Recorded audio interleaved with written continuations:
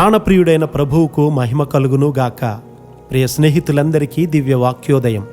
ఈనాటి పాఠ్యభాగము యెషయా 30:21. మీరు కుడి తట్టైనను ఎడమ తట్టైనను తిరిగినను ఇదే త్రోవ దీనిలో నడువుడి అని నీ వెనుక నుండి ఒక శబ్దము నీ చెవులకు వినబడును. మీ తలంపులు దేవుని తలంపులేనా? పెనూయేలులో ప్రార్థించిన తరువాత యాకోబు దేవునితో తన కుటుంబానికి తిరిగి చేరాడు. నీవు దేవునిని కలుసుకున్నావా?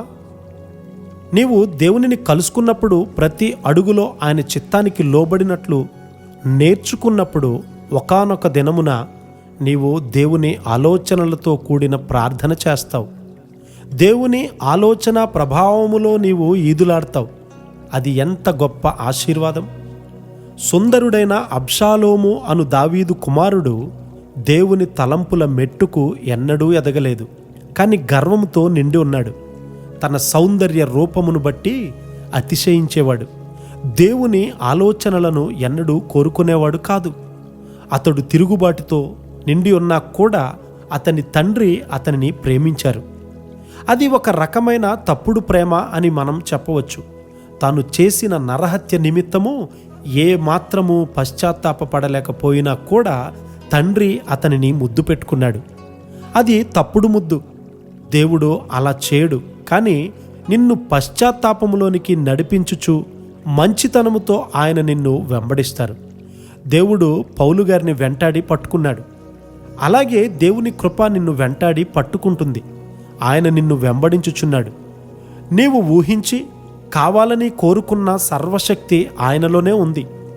దావీదు గారు రాజైన సౌలు యొక్క అల్లుడు కావాలనుకున్నాడు. కానీ దేవుడు ఆయనకు రాజ్యాన్నే ఇచ్చేశాడు. దానియేలు గారి తలంపులు ఉన్నతమైన దిశగా ఎదుగుచూ ఉన్నాయి. ఒక దినమున దేవుని సన్నిధిలో తాను సరిగా ఉన్నాడా లేదా అని పరీక్షించుకొనుచుండగా నీవు బహుప్రియుడవు అని దేవదూత చెప్పాడు. ఆయన ప్రార్థన చేయడం ప్రారంభించినప్పుడు ఒక సమాధానం వస్తూ ఉంది. అయితే మార్గ మధ్యలో అంధకార శక్తులు ఆటంకపరచడం వల్ల జవాబు రావడం ఆలస్యమైంది. నీ చుట్టూ అంధకార శక్తులున్నాయి. అయితే నీవు వాటిని జయిస్తావు.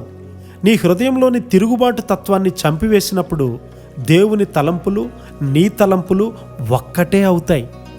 అబ్రహాము గారి విషయంలో ఇదే జరిగింది. తన కుమారుణ్ణి దేవుడు అడిగినప్పుడు అతనిలో ఎలాంటి ఎదిరింపు స్వభావమూ లేదు. ఎప్పుడైనా ఇటువంటి హృదయమెట్టులోనికి చేరితే పరలోకం సంతోషిస్తుంది.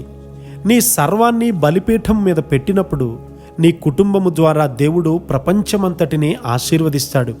నీ గర్వాన్ని జయించావా ప్రియ స్నేహితుడా? నీ హృదయం నుండి దేవునిని ఎదిరించే స్వభావం పోయిందా నా ప్రియ మిత్రమా? నీ హృదయంలో తిరుగుబాటు స్వభావము చచ్చిపోయినప్పుడు నీవు దేవుని స్వరాన్ని ఎల్లప్పుడూ వింటావు. అట్టి కృప దేవుడు మనందరికీ అనుగ్రహించునుగాక. ఆమెన్.